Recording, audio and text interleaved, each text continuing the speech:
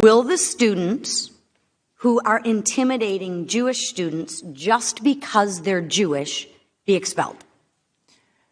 You're describing conduct that sounds like it would violate our policies against bullying and intimidation and harassment. And if that is the case, it would be addressed through our policies. Gay is one of several Ivy League higher-ups facing backlash following last week's heated congressional hearing about anti-Semitism on campus. University of Pennsylvania President Liz McGill announced she's stepping down from her role.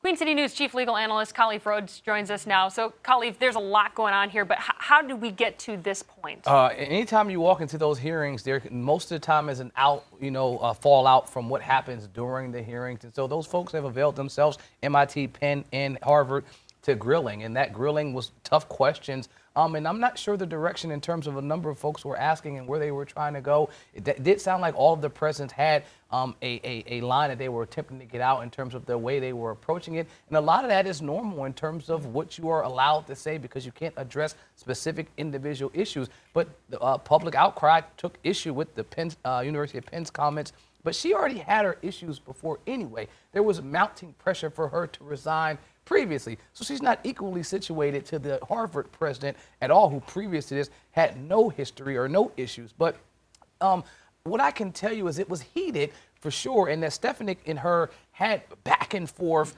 conversations that seemed to be something that were more personal than to the content of what was happening that day. That's what I'm going to ask you, because a lot of times when you have these hearings, it's like everybody has what they're trying to get across, and those points seem to really, really mix. Right. What I'd say is, looking at the video from this one right here, we can take a look at it now. They definitely were going at it, and it was extremely intense.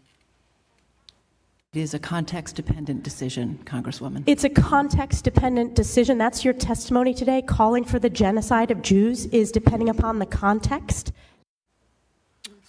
So when you're watching these hearings, and I need folks to recognize this, first of all, they're not allowed to say much on the personal aspect, but then a lot of this is constitutional. And so what they were saying, their answer was that it has to be something that addresses content. It has to be something that addresses a specific individual, not just a statement, because even if we agree with what it is, the Constitution protects that. And that is at the foundation of what our documents that governors say, that even if I disagree with the comments that you say, you have a constitutionally protected First Amendment right to say that, even if it offends me.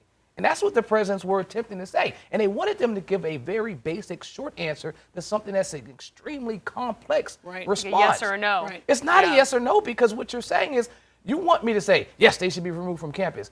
Well, it's not that simple. Because if they're saying something that's constitutionally protected, no, I have no right to remove them. And then I can subject the university to lawsuits. And so their answer was yes, but, yes, if. And they didn't like that. And I know that's what they're supposed to do at these hearings. That's the game, right? That's the game. Yeah. But it was, I watched it. It was 5 hours. I watched every minute of it. And I can say that it was problematic because we have folks that draft our laws, and they are really trying to convolute what the Constitution says. And mounting pressure on individuals that are literally standing with what the Constitution says is problematic, and it's a slippery slope. And if folks don't understand what a slippery slope is, we're taking something that's small and turning it into an avalanche, and we don't want to do that. All right, so speaking of mounting pressure, the resignation of the University of Pennsylvania's president now fueling debate on just how far can colleges go to restrict speech. And the problem is, and it's a tough situation to be in. And I sit on the board of trustees here at Central Piedmont, so you're dealing with these tough questions on a regular basis.